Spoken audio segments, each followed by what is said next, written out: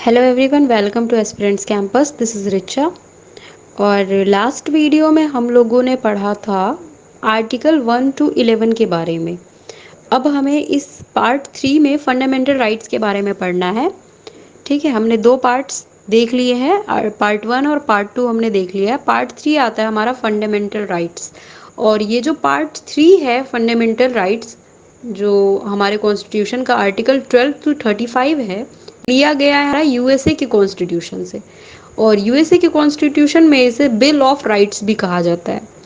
तो हमें जैसे कि पता है कि हमारे 6 फंडामेंटल राइट्स हैं, बट पहले हमारे 7 फंडामेंटल राइट्स थे। जैसे कि right to equality, right to freedom, right against exploitation, right to freedom of religion, cultural and educational right, right to property, right to constitutional remedies. लेकिन जो अमेंडमेंट हुआ था हमारा 44th अमेंडमेंट हुआ था 1978 में, उस टाइम पे हमारा राइट टू प्रॉपर्टी जो है हमारा फंडामेंटल राइट से हटा दिया गया। ठीक है, तो अभी हम आर्टिकल 12 और 13 की बात करेंगे, जो कि हमारे फंडामेंटल राइट्स में नहीं आता है, लेकिन फिर भी वो फंडामेंटल राइट्स के बारे में हमें इंफॉर्मेशन देता है, कुछ बताता है हमें हमारे फंडामेंटल राइट्स के बारे में। तो स्टार्ट करते हैं हम। तो आर्टिकल 12 में हमारा आता है डेफिनेशन ऑफ स्टेट। तो डेफिनेशन ऑफ स्टेट में हमें उस स्टेट को डिफाइन नहीं करना है जिस स्टेट में हम रहते हैं, यानी कि राज्य को डिफाइन नहीं करना है। यहाँ पे हमें गवर्नमेंट की वर्किंग स्ट्रेटेजी, जैसे कि गवर्नमेंट वर्क कैसे करती है या फिर गवर्नमेंट के अंडर क्या क्या आता है, जैसे कि सेंट्रल गवर्नमेंट हो गई, हमारी स्टेट गवर्नमेंट हो गई, उनको क्या कहा जाता है, वो कैसे वर्क करती है, उनकी वर्किंग स्ट्रेटेजी के बारे में लिखा गया है डेफिनेशन ऑफ स्टेट में।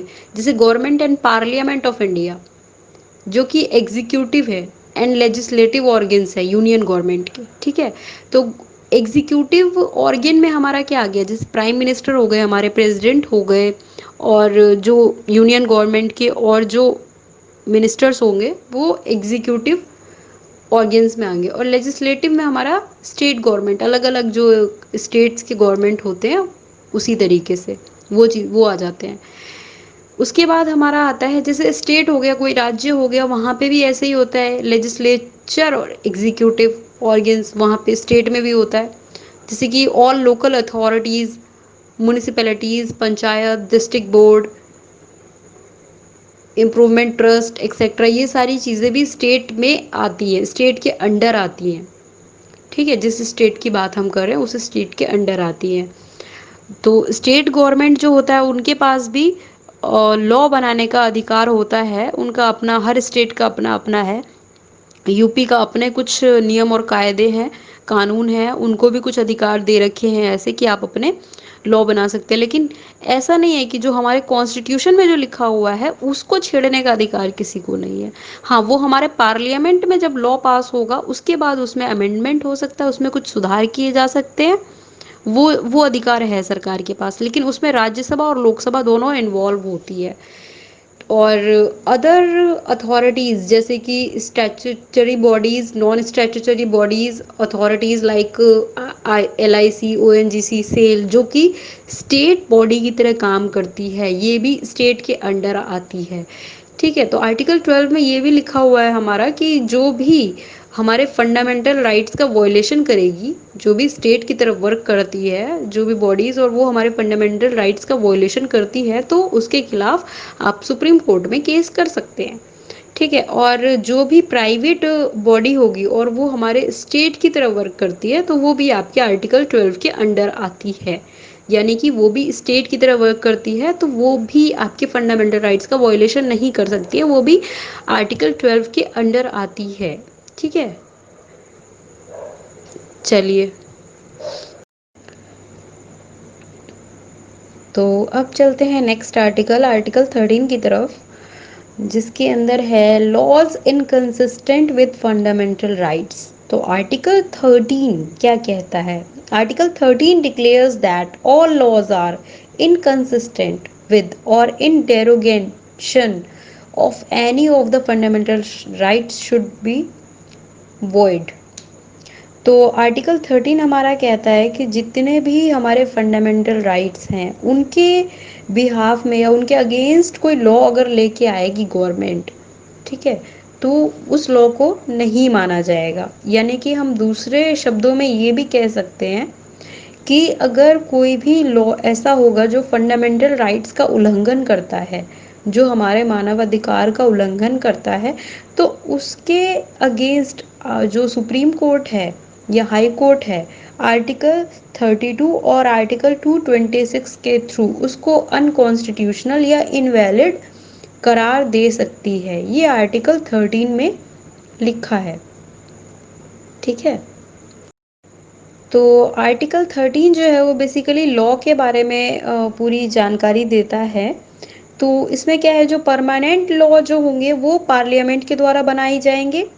जैसे कि आपको पता है पार्लियामेंट के द्वारा ही जो परमानेंट लॉ, कोई भी परमानेंटली, कोई जैसे ट्रिपल तलाक हो गया या फिर CAA हो गया, कोई भी लॉ, ये तो मेरे रिसेंट एग्जांपल्स थे, कोई भी अमेंडमेंट होता है या फिर कोई भी लॉ बनता है वो पार्लियामेंट के थ्रू बनता है।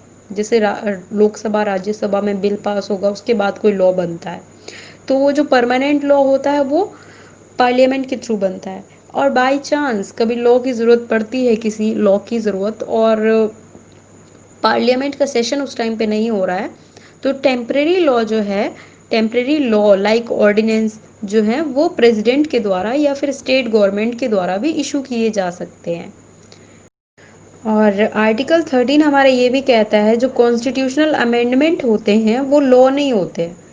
जो कॉन्स्टिट्यूशनल अमेंडमेंट है, कॉन्स्टिट्यूशन में कोई अमेंडमेंट किया गया है तो वो कोई लॉ नहीं है, वो एक अमेंडमेंट है, तो उसे चैलेंज नहीं किया जा सकता है।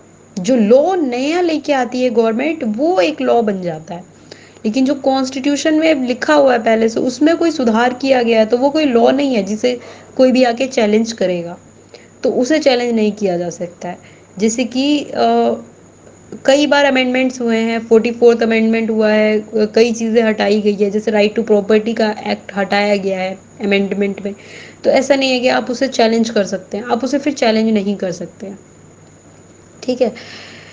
तो क्योंकि वो सबकी सहमति से हुआ है, अमेंडमेंट अगर आता है कोई भी तो वो सबकी सहमति से आता है, तो उस टाइम पे उसको आप चैलेंज नहीं कर सकते हैं।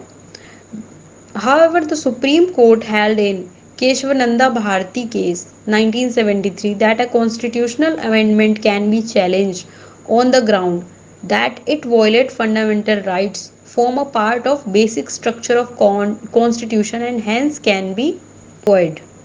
ठीक है, तो अगर कोई भी अमेंडमेंट, कॉन्स्टिट्यूशनल अमेंडमेंट जो आपके मानवाधिकार का हनन कर रहा हो या फिर आपके फंडामेंटल राइट्स को वोलेट कर रहा हो, तब आप उसको चैलेंज कर सकते हैं और फिर वो अमान्य होगा। वैसे आप कोई भी कॉन्स्टिट्यूशनल अमेंडमेंट चैलेंज नहीं कर सकते हैं जो आपके फंडामेंटल राइट्स का वोलेशन ना कर रहा हो। तो ये हमारा आर्टिकल 13 था। तो अब हम पढ़ेंगे फंडामेंटल राइट्स में राइट टू इक्वलिटी के बारे में, जो कि आर्टिकल 14 टू 18 में डिफाइन करता है, ठीक है। इसमें अलग अलग राइट्स के बारे में पता चलेगा, राइट टू इक्वलिटी कहाँ कहाँ पे मैनेज करनी होती है, कहाँ कहाँ पे यूज़ होगी। जैसे कि रिलीजन के बेसिस पे हो गया, सोशल बेसिस पे हो गया, अ, तो ऐसी कई जगह पे, तो वो हम आर्टिकल 14 टू 18 में डिस्कस करेंगे। चलिए स्टार्ट करते हैं। आर्टिकल 14 में है कि जो कॉन्स्टिट्यूशन है वो सबको इक्वल प्रोटेक्शन का राइट देता है, equally protected by laws of the country. जो कंट्री के लॉ होंगे वो सबको इक्वल प्रोटेक्शन देंगे, भले वो किसी भी धर्म का हो, किसी भी जाति का हो, ठीक है, सिटीजन होना चाहिए यहाँ का। और इसी तरीके से आता है कि आर्टिकल 15 में भी इक्वलिटी की बात कर रहे हैं, लेकिन इसमें सोशल इक्वलिटी की बात कर रहे हैं। यानी कि सोशली किसी भी पर्सन को उसके रिलीजन पे, उसके कास्ट के बेस पे, उसके जेंडर के बेस पे या फिर कलर के बेस पे डिस्क्रिमिनेट नहीं किया जाएगा, ठीक है। या वो किसी भी जगह जाता है, पब्लिक पार्क में जाता है, म्यूजियम में जाता है, कहीं भी जाता है, वो कहीं भी घूम सकता है, उसको ये नहीं कहा जाएगा कि भाई तुम दूर रहो, तुम यहाँ नहीं आ सकते, एक्ट में, जैसे कि हिंदू धर्म में होता था पहले दलित्स को मंदिर में नहीं जाने देते थे, लेकिन आर्टिकल 14 में 15 में ऐसा है सोशल इक्वलिटी, जिसमें दलित्स भी मंदिर में जा सकते हैं, उनको भी इक्वल राइट्स है, वुमेन्स भी जा सकती हैं, सबको समान अधिकार है। तो ये सोशल इक्वलिटी हो गई। फिर आता है हमारा आर्टिकल 16। 14 और 15 में हमने पढ़ लिया था। 14 में लॉ सबके लिए इक्वल है, सबको समान मिलेगा, जितने भी हमारे इंडियन सिटीजन है, सिटीजन ऑफ दिस कंट्री है, भले वो रिलीजन कोई भी हो, कास्ट कोई भी हो, मैटर नहीं करता है, जेंडर कोई भी हो। आर्टिकल 15 था हमारा कि सोशली सब कहीं भी जा सकते हैं, कहीं भी आ सकते हैं, सबको समान अधिकार है, कोई किसी को रोक टोक नहीं सकता, भाई तू छोटा है या तू दूसरे कास्ट का है, तू दूसरे रिलीजन का है, तू यहाँ नहीं आ सकता, ये चीज़ें नहीं हो सकती हैं। ठीक है, इसी तरीके से आता है हमारा आर्टिकल 16। आर्टिकल 16 में है एक पब्लिक एम्प्लॉयमेंट, जो कि जो भी जॉब अपॉर्चुनिटीज़ निकलेंगी, ठीक है, तो आर्टिकल 16 में ऐसा नहीं है कि भाई कोई अप्लाई कर सकता है कोई नहीं अप्लाई कर सकता है, जो भी इंडियन सिटीजन होगा उसमें डिस्क्रिमिनेशन नहीं किया जाएगा कि वो किस रिलीजन का है, किस धर्म का है और कौन सा पोस्ट किसके लिए रिजर्व है। ठीक है, जो SC ST होंगे, OBC होंगे, एस और जनरल कैटेगरी वाले होंगे, सभी उस जॉब के लिए अप्लाई कर सकते हैं। अब आते हैं हम आर्टिकल 17 पे। आर्टिकल 17 भी इसी का पार्ट है, राइट टू इक्वलिटी का, और इसमें है एबोलिशन ऑफ अनटचेबिलिटी। जैसा कि आप सबको पता है कि हमारे देश में अनटचेबिलिटी पहले कितनी ज़्यादा थी, तो आर्टिकल 17 में ये कहा गया है कि अनटचेबिलिटी जो है वो पनिशेबल ऑफेंस है लॉ के अकॉर्डिंग। अगर कोई इस तरीके का दिखाता है कि भाई छुआछूत करने वाली चीज़ें, तो वो क्राइम कर रहा है, उसको पनिशमेंट दी जा सकती है।